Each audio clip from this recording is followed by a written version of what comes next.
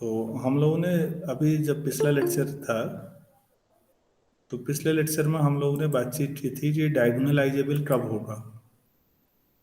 कोई square matrix है वो डायगोनलाइजेबल होने की कंडीशन पे बात की थी। तो कंडीशन क्या थी, कोई रिपीट कर सकते हैं? किस कंडीशन पे बात की थी हमने कि अगर आपके पास कोई n बाई एन का स्क्वायर मैट्रिक्स है और आप अगर उसके n linearly independent eigen vector मिलते हैं तो वो डायगोनलाइजेबल है, और वो डायगोनलाइजेबल है तो पक्का है कि उसके n linearly independent eigen vector होंगे। ये हमने लास्ट रिजल्ट किया था। उस रिजल्ट के आधार पर हम एक छोटी सी बात यहाँ पर ये भी कह सकते थे कि जब हम लोग डायगोनलाइजेबिलिटी बात करते हैं तो हमने ऐसे बात की है कि P inverse A P D आएगा। तो जो डी था वो कैसा था, ध्यान दीजिएगा, डायगोनल था। और हम लोग डायगोनल लिखते हैं, लेकिन थोड़ा विस्तार से अभी लिख के दिखा रहा हूँ। 0 λ2 0 एंड सो ऑन, लास्ट में सभी 0 लास्ट λn, ये हमारे पास आ रहा है। तो इसमें एक चीज और करिएगा कि जो पी में है, पी में जो जेथ कॉलम होगा तो वो लैम्डा जे के करस्पॉन्डिंग आइगन वेक्टर होगा ना। पी लैम्डा जे अगर आप डी में ले रहे हैं, मतलब लैम्डा 1 लेते हैं तो पी का पहला कॉलम, लैम्डा 2 ले रहे हैं तो पी का दूसरा कॉलम, लैम्डा जे ले रहे हैं तो पी का जेथ कॉलम जो होगा वो आइगन वेक्टर होगा corresponding to eigen value lambda J. क्या मैं ये समझा पा रहा हूं आप लोगों को? Yes sir. Yes sir. जिस ऑर्डर में आपके पास यहाँ आइगन वैल्यू लगी है उसी ऑर्डर में पी के आइगन वेक्टर होंगे। अगर यहाँ पहला आपको लैम्डा 1 सबसे ऊपर दिख रहा है तो वो पी का पहला कॉलम होगा, वहां पी के अंदर पहला कॉलम x1 मतलब वो लैम्डा 1 के करस्पॉन्डिंग आइगन वेक्टर होगा। ये बात समझनी है क्योंकि हमें थ्योरम्स करनी है। मैं ये बात लिखा देता हूं ताकि बाद में कभी नोट्स आप पढ़ें भी तो आपको कंफ्यूजन ना हो।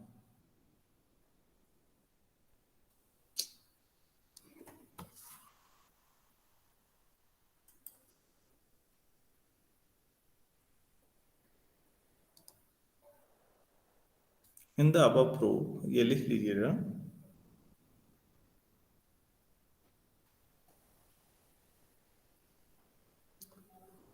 jth column of P is an eigenvector of A, eigenvector of A corresponding to eigenvalue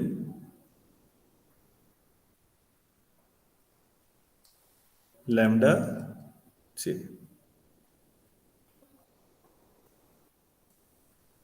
ये भी एक है। तो जे की वैल्यू अब आप 1 से लेकर n तक रख लीजिए कोई भी। यहाँ पर मैं ये भी लिख देता हूँ, जे आपके पास जो है 1 2 3 अप टू आप n तक रख लीजिए, दोनों सब जो जे रख लेंगे। तो पहला कॉलम लैम्डा 1, दूसरा लैम्डा 2, इस तरह से। तो जिस ऑर्डर में आपके आइगन वैल्यू हैं उसी ऑर्डर में वहां पर आइगन वेक्टर आ रहे हैं। और this is if and only if condition. ये उल्टा भी सही है।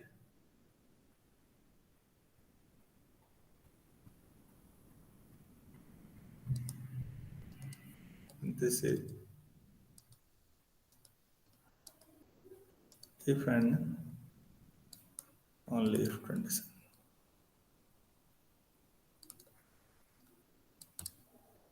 तो ये एक थोड़ा सा लास्ट में मुझे लगा बाद में कि मैंने एक समझाया तो है पूरा ये डायगोनलाइजेबिलिटी, ये ध्यान रखना चाहिए था।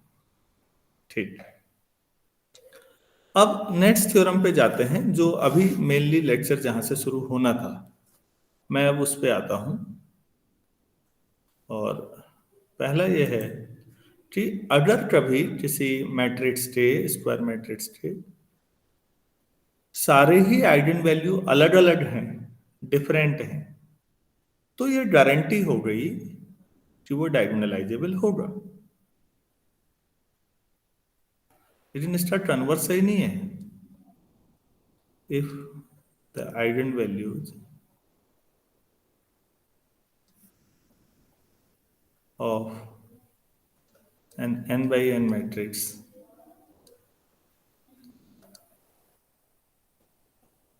are all equal, sorry, all distinct, then it is diagonalizable. But converse may not be true.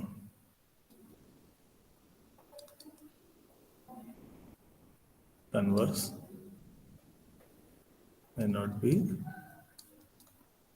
true. ये इफ एंड ओनली इफ नहीं है बच्चों।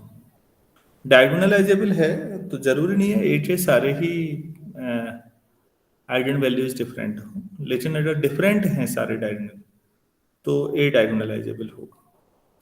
आप लोगों में से कोई स्टूडेंट बता सकते हैं कि इसके प्रूफ के पीछे क्या लॉजिक होगा?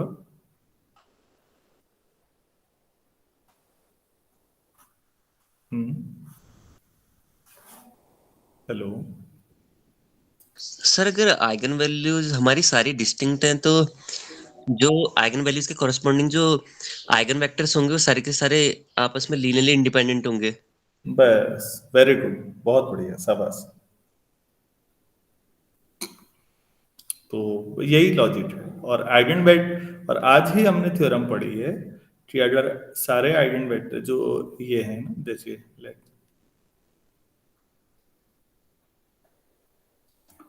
ए मैं मान लेता हूं I J N by N and lambda 1 से लेके lambda N are and distinct eigen values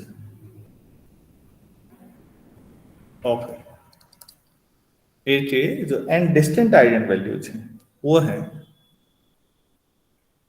ठीक हो गया। तो अगर डिस्टिंक्ट आइगन वैल्यूज हैं तो उनके करस्पॉन्डिंग जो आइगन वेक्टर मिलेंगे वो भी लीनियरली इंडिपेंडेंट होंगे। यही बात जो आपने की, और ये मैंने प्रूफ कराया है बच्चों। आइगन वैल्यूज और आइगन वेक्टर वाला जो चैप्टर है वहां मैंने ये थ्योरम कराई है, आप चेक कर लीजिएगा। मैं सीधे लिख दे रहा हूं, we know that eigen vectors corresponding to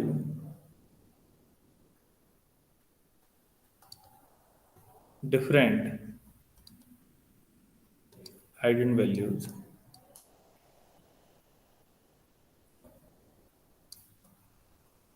are linearly independent. This implies, तो फिर आपके पास तो यहाँ n डिस्टिंक्ट आइगन वैल्यूज हैं, तो आपको n डिस्टिंक्ट आइगन वेक्टर मिल जाएंगे। A हैज n डिस्टिंक्ट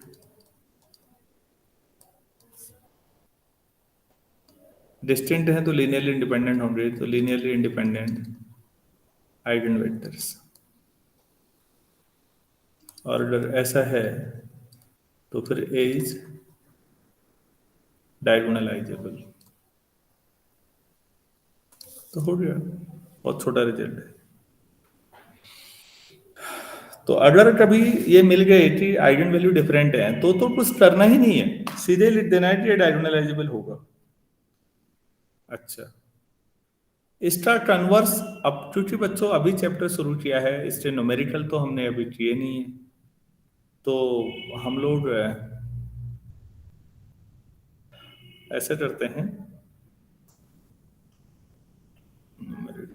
इसके लिए जगह छोड़ दीजिए, हम कई सवाल करेंगे। अभी मैं क्वेश्चन कराऊंगा इसमें काफी, तो आपको काउंटर एग्जांपल खुद ही मिल जाएगा कोई कि डायगोनलाइजेबल होगा लेकिन आइगन वैल्यूज डिफरेंट ना हो उसकी, ऐसा। तो जगह छोड़ दीजिएगा, आधा पेज एक पेज जो भी है मिल जाएंगे आपको एग्जांपल न्यूमेरिकल करते समय।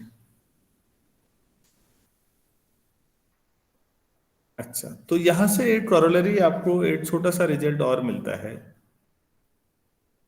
वो इसी से रिलेटेड है, वैसे तो इसमें कोई नया है नहीं। तो बच्चों कॉरोलरी ये है, 2 n/n matrices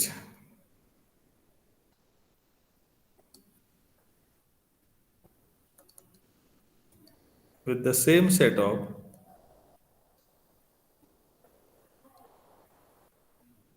n distinct eigenvalues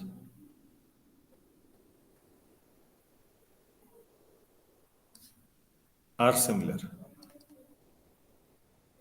कोई दो मैट्रिक्स हैं ना, ए और बी, उनके एलिमेंट अलग अलग थे, लेकिन जब आपने सॉल्व किया A minus lambda I determinant equal to zero करके सॉल्व किया, और B minus lambda I determinant equal to zero solve किया, तो पता लगा कि आइगन वैल्यू सेम आ गई दोनों की। एलिमेंट अलग अलग है लेकिन आइगन वैल्यू सेम आ गई, तो वो दोनों मैट्रिसेज सिमिलर ही होंगे।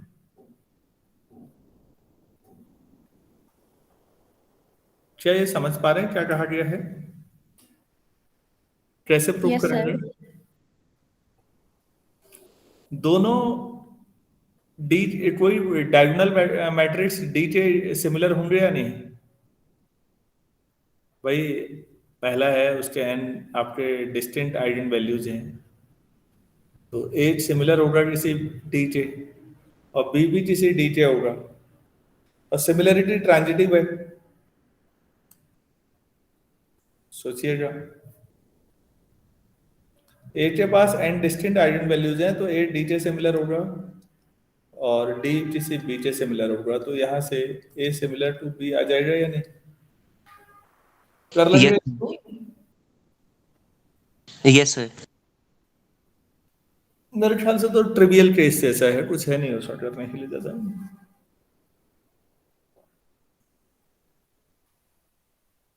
बहुत छोटा सा सवाल है, लेकिन लाइटली किसी भी चीज को नहीं लेना चाहिए, एक भी सवाल आपको बाहर का रास्ता दिखा सकता है, ये ध्यान रखिएगा। वो मैं नैनीताल में है भारती, तो अच्छी स्टूडेंट है, लेकिन मैंने देखा छोटी सी लापरवाही थी, 0.4 या 0.5 से वो यूसेट में रह गई। जरा सा लापरवाही, थोड़ा सा गलती, ऐसा नहीं है कि उसको आता नहीं होगा, थोड़ा लापरवाही। तो बच्चों मैं इसलिए कह रहा हूँ, आप रिस्क उठाने की क्षमता में नहीं है अभी। चलिए अब एक थोड़ी बड़ी थ्योरम करते हैं, एक काफी नया और बड़ा रिजल्ट है।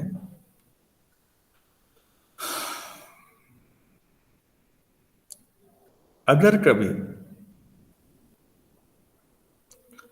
कोई आपके पास स्क्वायर मैट्रिक्स है, ठीक है, आपने आइगन वैल्यूज निकाली, अगर उसकी ज्योमेट्रिक और अलजेब्राइक मल्टीप्लिसिटी इक्वल है, तो फिर वो डायगोनलाइजेबल है। और शानदार बात यह है बच्चों की ये नेसेसरी और सफिशिएंट कंडीशन है, मतलब ये कन्वर्स भी सही हो रहा है।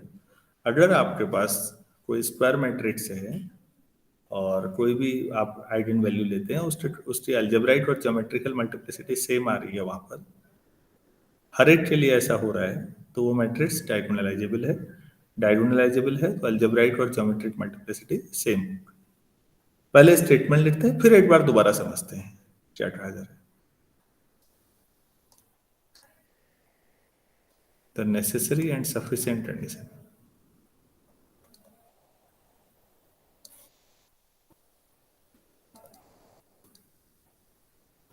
For a square matrix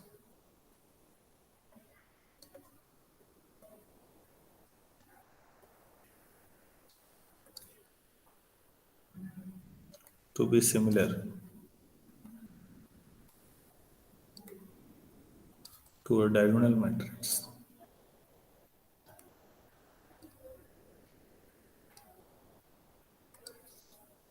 similar to a diagonal matrix is that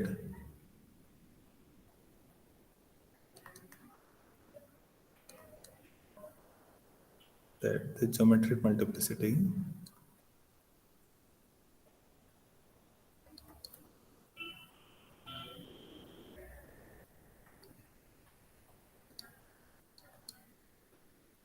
of each of its eigenvalues, each of its eigenvalues coincides with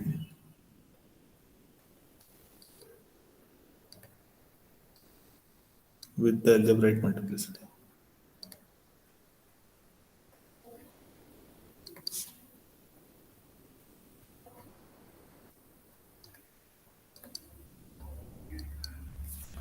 तो ज्योमेट्रिक और अल्जेब्राइक मल्टीप्लिसिटी अगर सेम हो हर एक आइगन वैल्यूज के लिए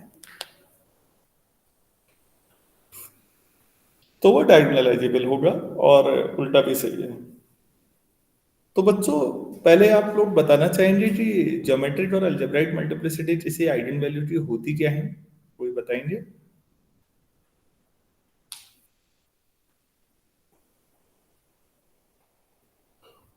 सर ज्योमेट्रिक मल्टीप्लिसिटी किसी eigen value की sir ये बताती है कि सर उस आइगन वैल्यू के कॉरस्पॉन्डिंग कितने लीनियरली इंडिपेंडेंट आइगन वेक्टर्स हैं।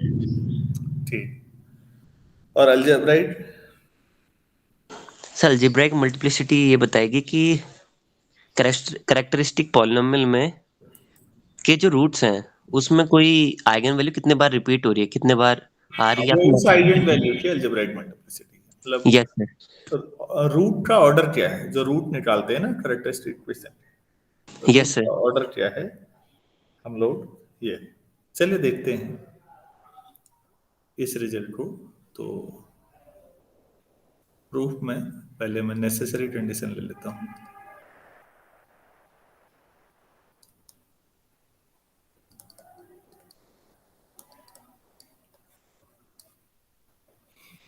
ठीक है, तो मैं मान लेता हूं कि ए जो है वो किसी डायगोनल मैट्रिक्स के सिमिलर है, ये मान लेता हूं।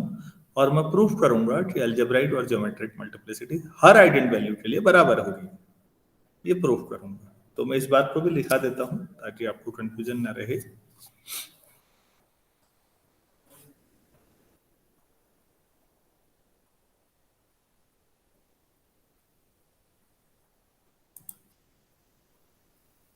सपोज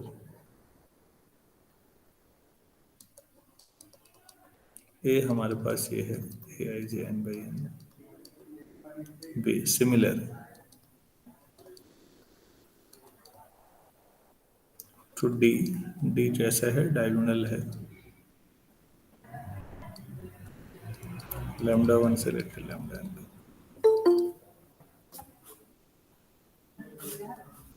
तो ये हमारे पास गिवन है।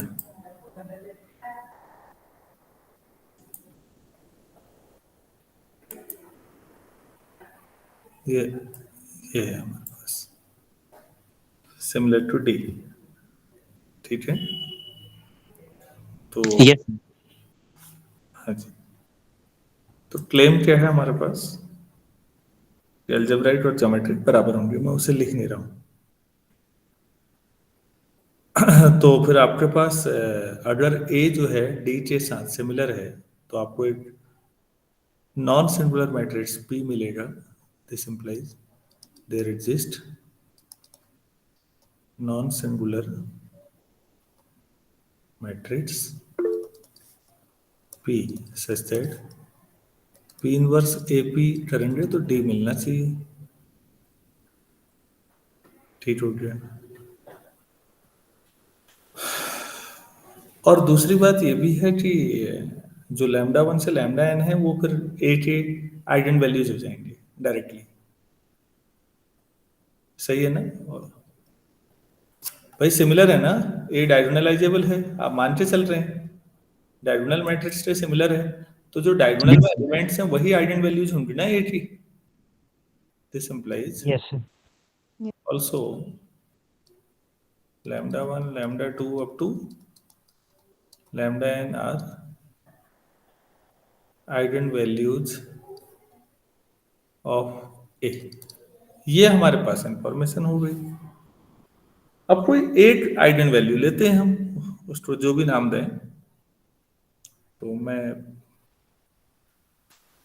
अब उसको लैम्डा लिख देता हूँ और उसकी मल्टीप्लिसिटी मान लेता हूँ कुछ। तो मुझे प्रूफ करना है कि दोनों की मल्टीप्लिसिटी, जो दोनों तरह की मल्टीप्लिसिटी उसकी सेम होगी।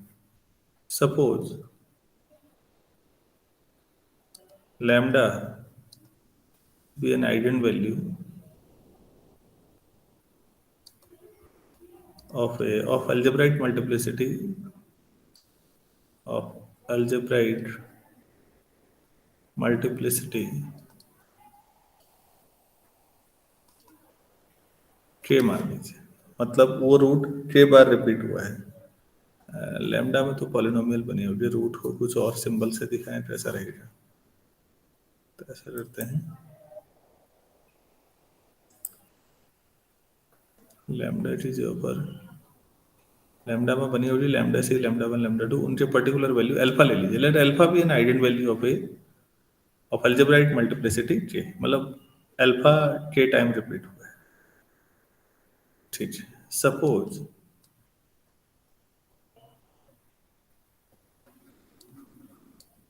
जो रैंक आप निकालते हैं a minus alpha is a matrix बनता है, इसकी जो रैंक है मान लीजिए m है।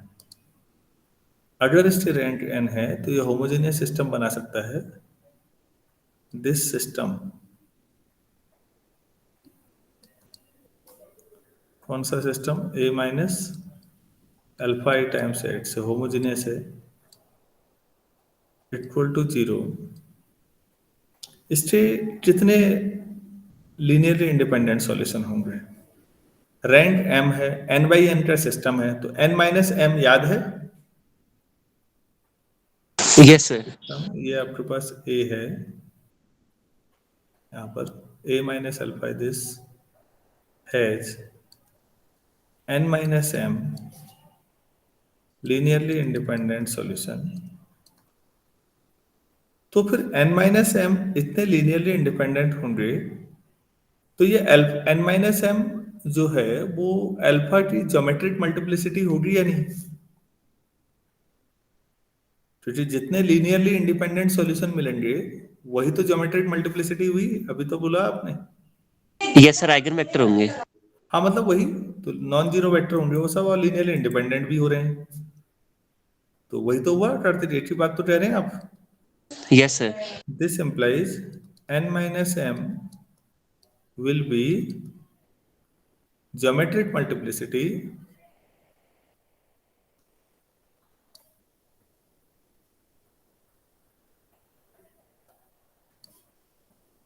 of alpha। ठीक है, तो अब क्लेम क्या है हमारा, क्या प्रूफ करना रह गया फिर? k और n माइनस एम बराबर है, ये प्रूफ करना रह गया ना। Yes sir. तो बच्चों अब हमारा जो क्लेम है वो है कि k और n माइनस एम बराबर है। चलो ठीक है, इसको करते हैं, मैं नई लाइन से करता, नए पेज से करता हूँ। तो किसी मैट्रिक्स को, अगर मैं, एक मैट्रिक्स है मेरे पास बच्चों, उसको नॉन सिंगुलर से मल्टीप्लाई करूं तो रैंक में कोई बदलाव नहीं आएगा, श्योर है ना? Yes sir. Yes, sir. We know that the rank of a matrix does not change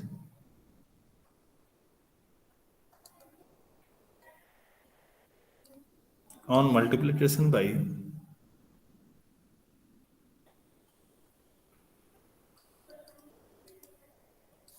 by a non-singular matrix.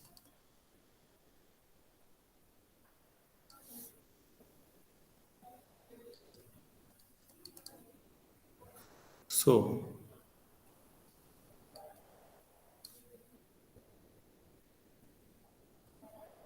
rank of a minus alpha I उतना ही होगा जितना रैंक ऑफ, सिमिलरिटी की वजह से p inverse a minus alpha I into P कर, rank same होगा। तो ये हो जाएगा, रेंट की जो रो लिख देता हूँ, row of P inverse A P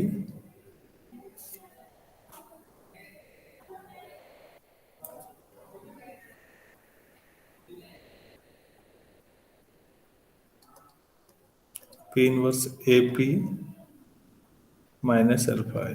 होगा या नहीं? देखिए, मल्टीप्लाई कर लीजिए पी इनवर्स और पी को ए के साथ, माइनस ऐसा होगा। लेकिन पी इनवर्स ए पी को तो आपने कहा है कि ये डायगोनल के बराबर है, तो rank of D minus alpha I हुआ या नहीं? Yes sir. अच्छा, equal to rank of diagonal कैसा होगा? डायगोनल एलिमेंट में से, सभी में से, क्योंकि डी के एलिमेंट भी डायगोनल ही थे, तो D L lambda one minus alpha, lambda two minus alpha, lambda n minus alpha, ऐसा ही मिलेगा डायगोनल में। तो ये जो डायगोनल मैट्रिक्स है, इसकी रैंक निकालनी होगी फिर। Yes sir. अच्छा, जो डायगोनल मैट्रिक्स होता है वो यूनिट मैट्रिक्स की तरह होता है ना बच्चों? Yes sir. Yes sir.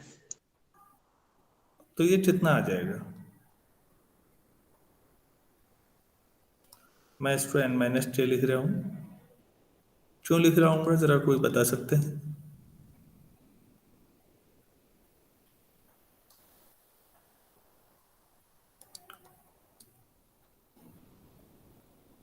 कोई हिंट सोचिए।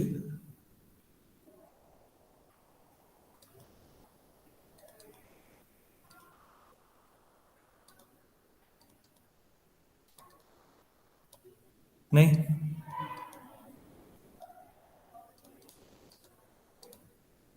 इसके के एलिमेंट तो जीरो के बराबर हो जाएंगे ना, तो एन माइनस के आना चाहिए, नहीं आना चाहिए? अरे भाई, इसकी अलजेब्राइक मल्टीप्लिसिटी क्या है?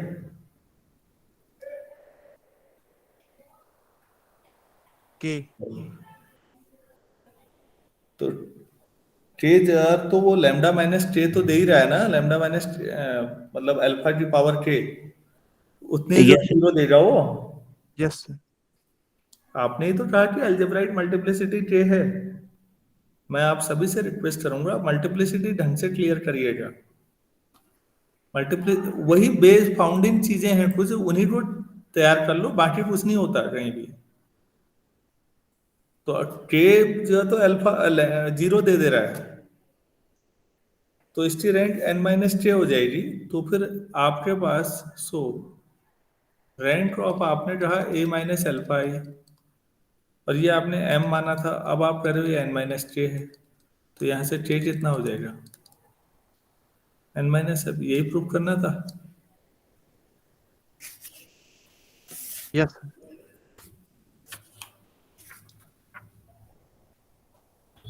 तो आपके पास इतने ही तो आए, तो के लीनियरली इंडिपेंडेंट आइगन वेक्टर्स आ जाएंगे, और जितनी आपके पास के आपने माना था अलजेब्राइक, उतनी ही ज्योमेट्रिक मल्टीप्लिसिटी है अल्फा की।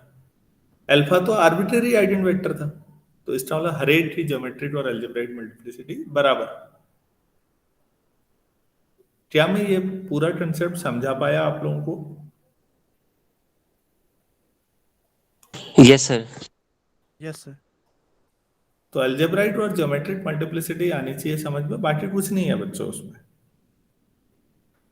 मामला रैंक और सारी बेसिक छोटी छोटी चीजों पर ही है।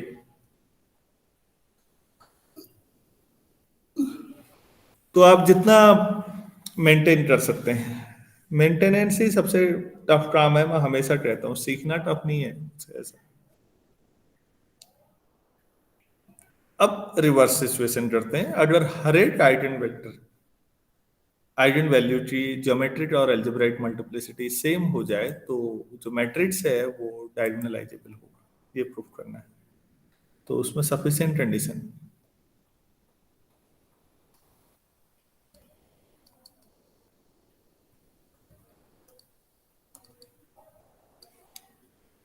Suppose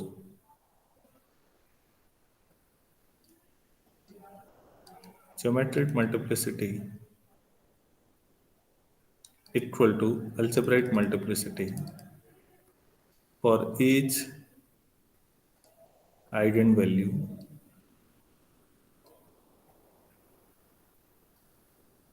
of A.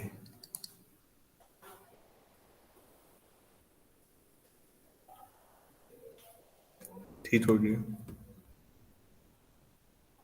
तो मैं इसको थोड़ा सा एलिब्रेट भी कर लूँ, और ये मान लेते हैं let lambda 1 lambda 2 lambda p मान लीजिए with the set of distinct eigenvalues, set of p distinct eigenvalues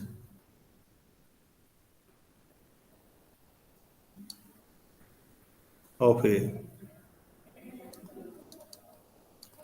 with respective multiplicities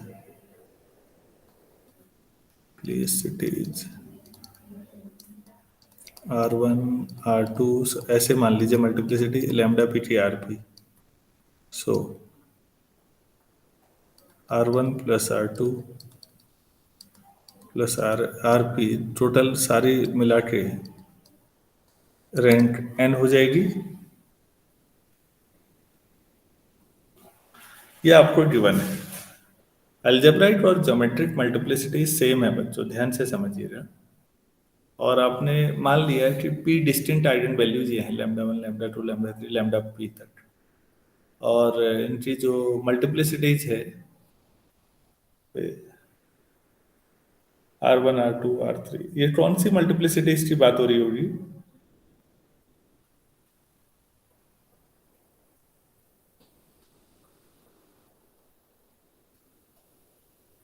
hello, yes sir. ये कौन सी मल्टीप्लिसिटीज की बात हो रही होगी?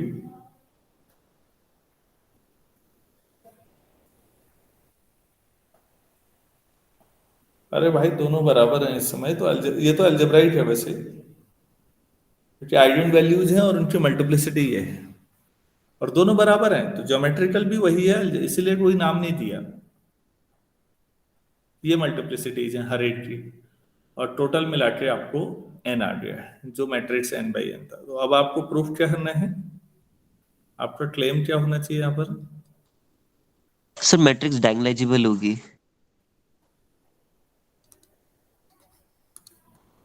A is diagonalizable, ये प्रूफ करना है।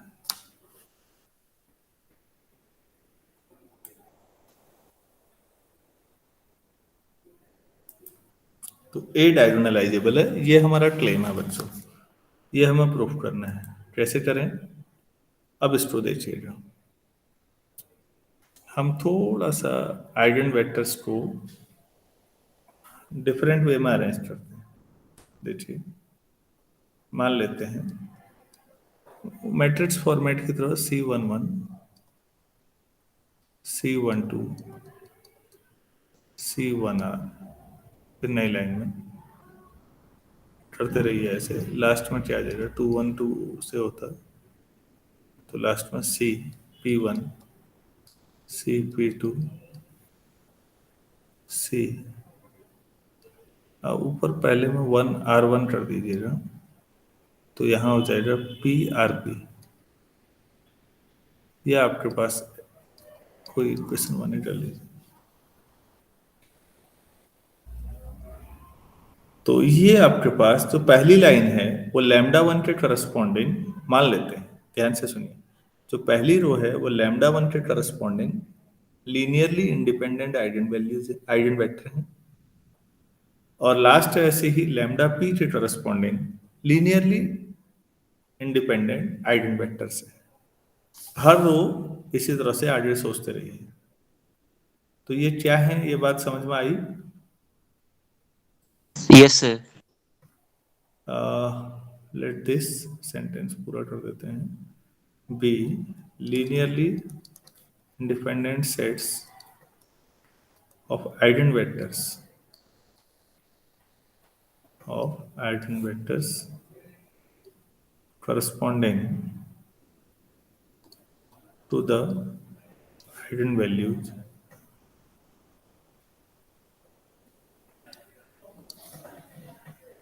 linearly independent set of eigenvectors corresponding to eigenvalues. कौन से eigenvalues? लैम्डा 1 से लेके लैम्डा p रिस्पेक्टिवली। इस लाइन को कोई स्टूडेंट सरल शब्दों में समझाना चाहेंगे? क्या लिखा हुआ है? पहली रो क्या बता रही है? C11, C12 up to C1 R1, ये क्या है?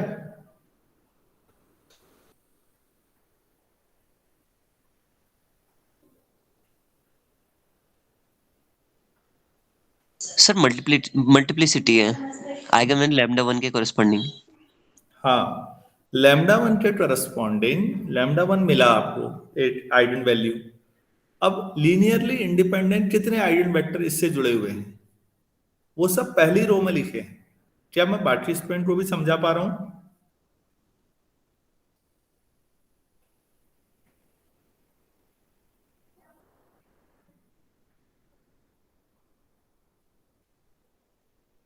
हेलो, बाकी तो कोई हाई नहीं कह रहा भाई। पक्का है ना? खाली यस सर तो नहीं कह रहे हो? Yes sir.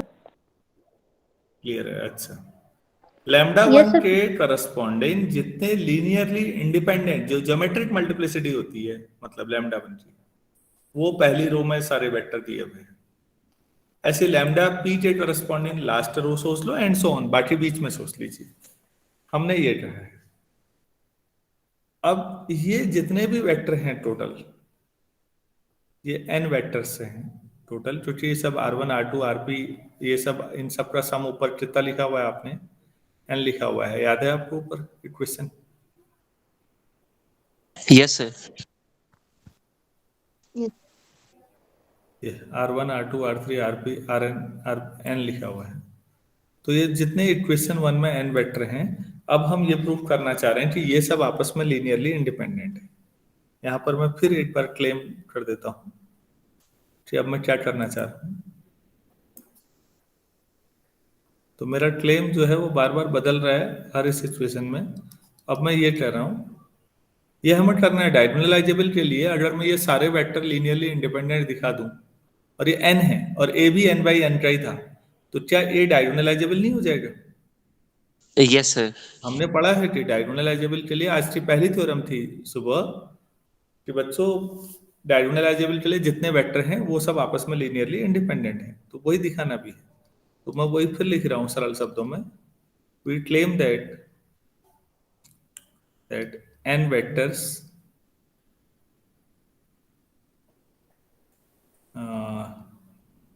कहाँ पर n वेक्टर है given in equation 1 are linearly independent. अब हमें ये दिखाना है लीनियरली इंडिपेंडेंट। तो लीनियरली इंडिपेंडेंट कैसे दिखाते हैं? तो A11 C11 से शुरू करते हैं लास्ट तक। तो इसको मान लीजिए, मैं इधर से शुरू कर रहा हूँ। A11 C11 plus A12 C12 A1R1 C1R1, ये तो पहले रो के साथ हुआ था इतना। ऐसे plus and so on. Last वाली row AP1 CP1 APRP CPRP equal to 0। Question number 2 कर लीजिए। तो लीनियरली इंडिपेंडेंट के लिए सभी को पता है कि हमें क्या लिखना है।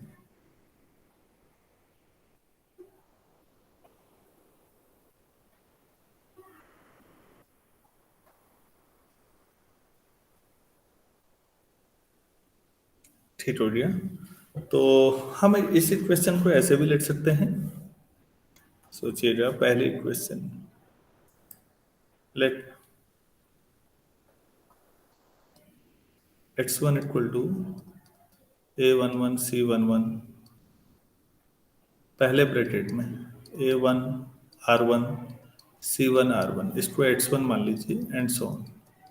तो Xn क्या हो जाएगा? AP1 CP1 plus APRP CPRP। तो फिर आपके पास इक्वेशन क्या बन जाएगी? X1 plus X2 plus Xn equal to 0। ये समझ में आया? Yes, sir. Yes, yes sir. Sir.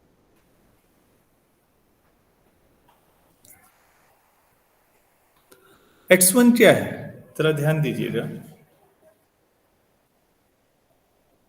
केवल X1 पे गौर करिए। जो X1 समझ आ गया तो बाकी भी आ जाएंगे। X1 क्या है, ध्यान से समझिए। X1 जो है लैम्डा 1 के करस्पॉन्डिंग जो आइगन वेक्टर्स आए थे उनका लीनियर कॉम्बिनेशन है या नहीं?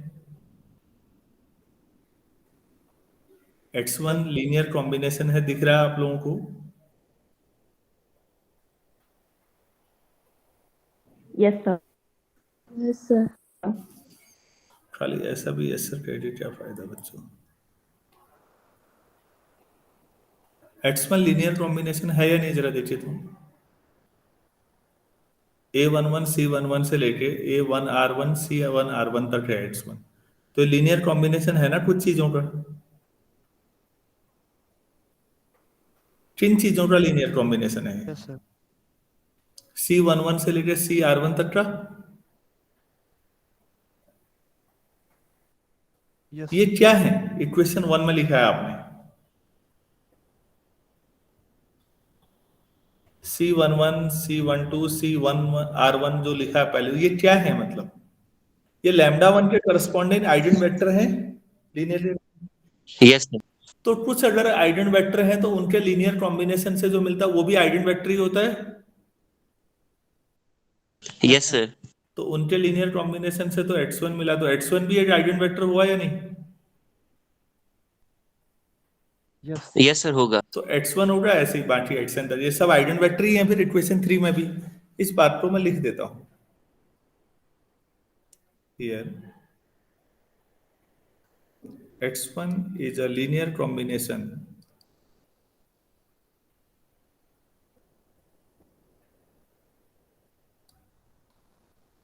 of eigenvectors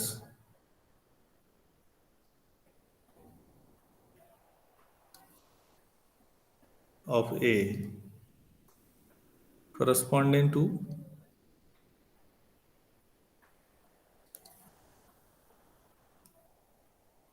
the eigenvalue। कौन सी eigenvalue है corresponding है? lambda 1। So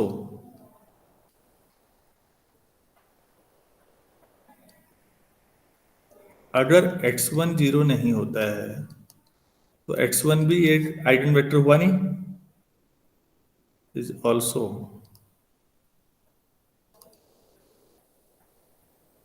eigen vector of A corresponding to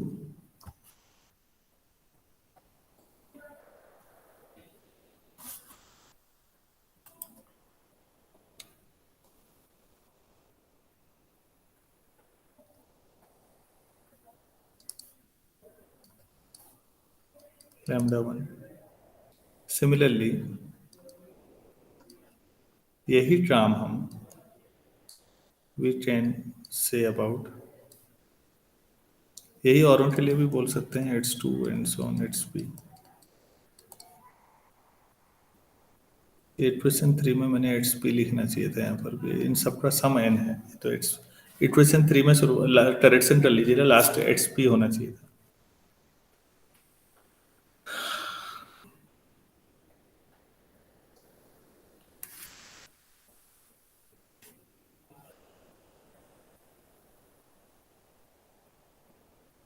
ठीक, अब इक्वेशन 3 गौर करिए आप। इक्वेशन 3 में कुछ टर्म्स हैं उनका सम 0 आ रहा है, तो या तो हर एक 0 होगा या वो आपस में एक दूसरे को कैंसिल करेंगे। ऐसा होगा या नहीं? कुछ चीजों का सम जीरो आता है, या तो हर एक जीरो होगा तब जीरो सम जीरो आता है, या फिर कुछ प्लस कुछ माइनस, ऐसा होता है या नहीं? Yes sir. Yes, sir. तो इक्वेशन 3 में अब यहाँ पर गौर से हमें सोचना है कि क्या होने की सिचुएशन है। क्या हर एक को जीरो होना चाहिए? No, sir. X2 is not equal to 0. Sir eigen vector zero नहीं होते, नॉन जीरो होते हैं। हाँ, लेकिन अब यहाँ से फिर अब आप देखिएगा कि अगर ऐसा हो रहा है तो ये लीनियरली डिपेंडेंट सॉल्यूशन की ओर बढ़ रहे हैं, कि ये जीरो तो नहीं है। अगर x1 जीरो नहीं है, बिल्कुल सही बात है, हमने ये लिया है।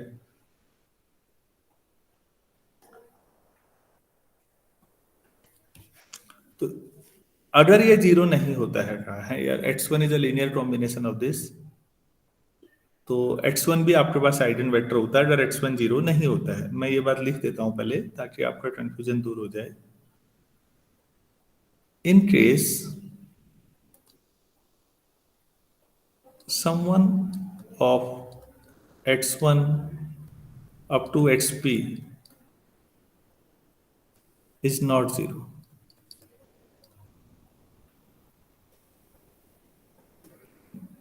तो क्या होगा? Then the relation,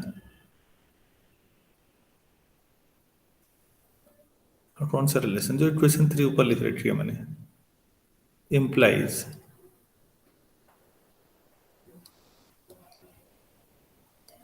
that a system of eigenvectors of A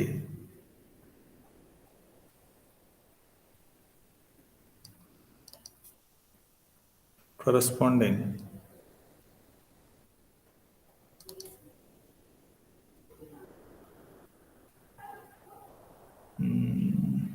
corresponding to distinct eigenvalues of A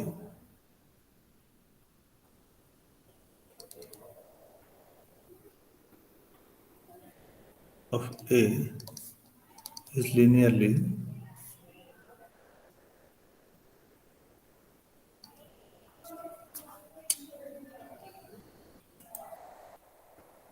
cursor फिर भाग दे रहा है यार, linearly dependent। क्या ऐसा हो सकता है कि डिफरेंट आइगन वैल्यूज हैं तो उनके करस्पॉन्डिंग आइगन वेक्टर जो हों वो लिनियरली डिपेंडेंट हो जाएं? No sir. ऐसा आज तक कभी नहीं हुआ होगा। इस बात को कहाँ पर लिखा जाए?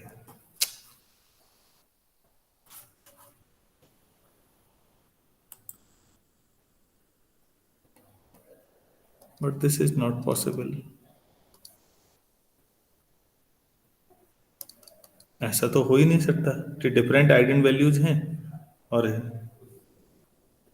तो फिर क्या होना चाहिए? ईच x1 से लेके xp को जीरो ही होना चाहिए, ये जीरो।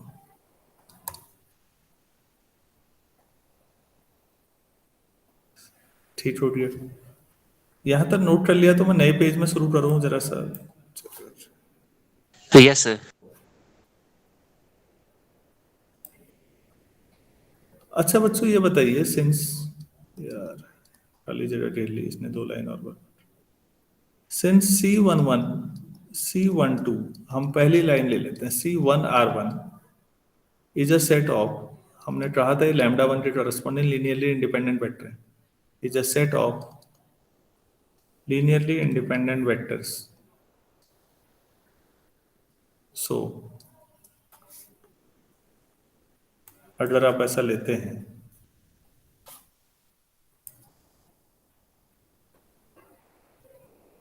तो जीरो इक्वल टू जो आपका x1 था A11 C11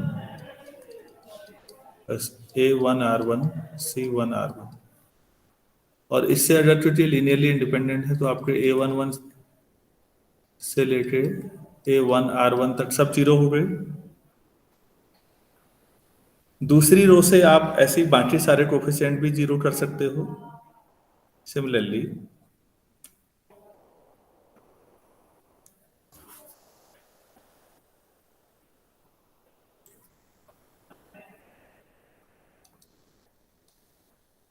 Similarly, we can show that each of the scalars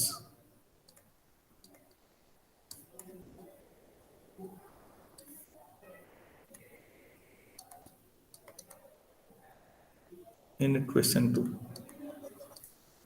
is 0.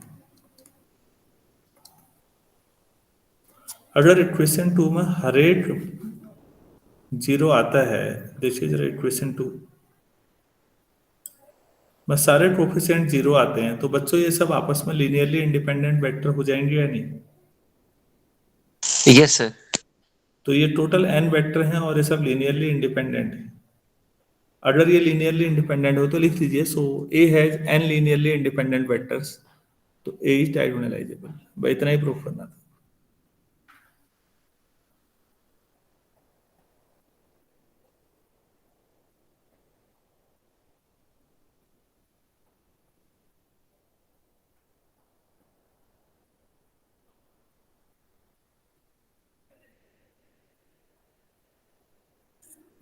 तो जब सारे कोफिशिएंट 0 आ गए हैं बच्चों, लीनियरली इंडिपेंडेंट तो रटा रटाया प्रोसेस है, उसमें ज्यादा परेशान मत होइए।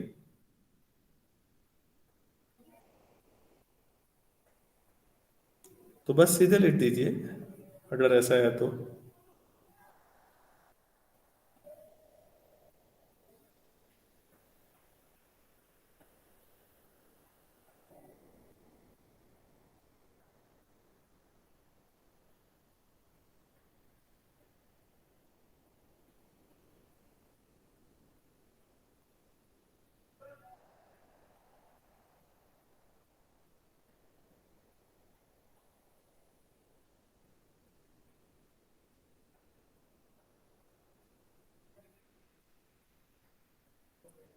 क्या ये समझ में आया आप लोगों को? सर हमने ये AM equal to GM concept का यूज कहाँ पर किया? AM और GM जिसमें हमने बराबर लिए हैं ना, तो हमने शुरू में जब ये दूसरे वाला लिखाया था तो इसमें कौन सी मल्टीप्लिसिटी है ये नहीं बताया, फिर मतलब मल्टीप्लिसिटी बोला केवल दोनों का, ताकि हम R1 plus R2 plus RP जो था हमने n ले लिया था फिर। Yes sir. हाँ, तो वहां पर लिया है। बाकी हमने केवल एक ही मात्र काम किया है कि C11 से लेकर CPRP तक का जो वेक्टर्स हैं ये लीनियरली इंडिपेंडेंट दिखा दो, और ये टोटल n वेक्टर है। अगर ये n वेक्टर हैं और a का ऑर्डर भी n ही है और ये लीनियरली इंडिपेंडेंट है, तो भाई इतना ही करना था, तो ये डायगोनलाइजेबल हो जाएगा। तो अगर ये समझ में, हेलो, एक बार आप इसे देखिएगा, क्योंकि मेरी क्लास का टाइम ऑफलाइन क्लास का कॉलेज का हो रहा था, 11 बजे से थी वो। Hello, yes sir. हाँ, शाम को हम इस पे फिर बात करेंगे एक बार और। मैं क्वेश्चन कराना चाहूंगा, क्योंकि अब थ्योरी तो हो गई है, थ्योरी लगभग सारी हो गई है, क्वेश्चन कराना जरूरी है, ताकि एक हफ्ते की छुट्टी के बाद ब्लैंक ना हो जाए, मैं पूरा करा जाऊं इसको। और दूसरा तरीका ये है कि हम लोग दिन में, आप लोगों को फुर्सत है दिन में 1 बजे क्वेश्चन करने के? थ्योरम तो हो चुकी है बच्चों, बोर नहीं होंगे अब। शायद क्वेश्चन करने से हमारी क्लैरिटी बढ़े। बाकी लोगों की क्या राय है भाई? Yes sir. Yes sir. Yes sir. 1 बजे हम इसको फिर कंटिन्यू कर देते हैं। मैं इसको चाह रहा हूँ कि